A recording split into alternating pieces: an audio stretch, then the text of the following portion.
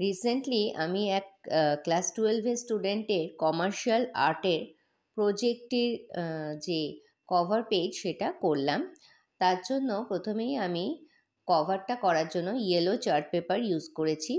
Yellow chart paper দিয়ে কভারটা করে নেওয়ার পরে কালার স্কেচ পেন আর মাল্টি কালারের পেন ইউজ করে আমি কভারের ওপরে লেখাটা করে নিয়েছি।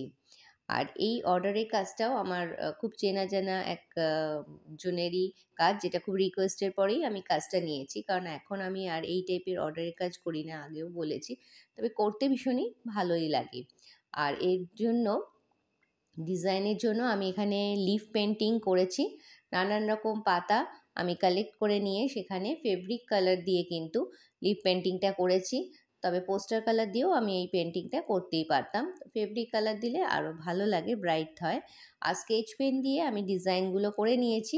সেলোফিন দিয়ে কভার করে আমার এই প্রজেক্ট ওয়ার্কটা এখন কমপ্লিট হয়ে গেছে। তোমাদের কেমন লাগলো অবশ্যই কমেন্ট করে জানিও।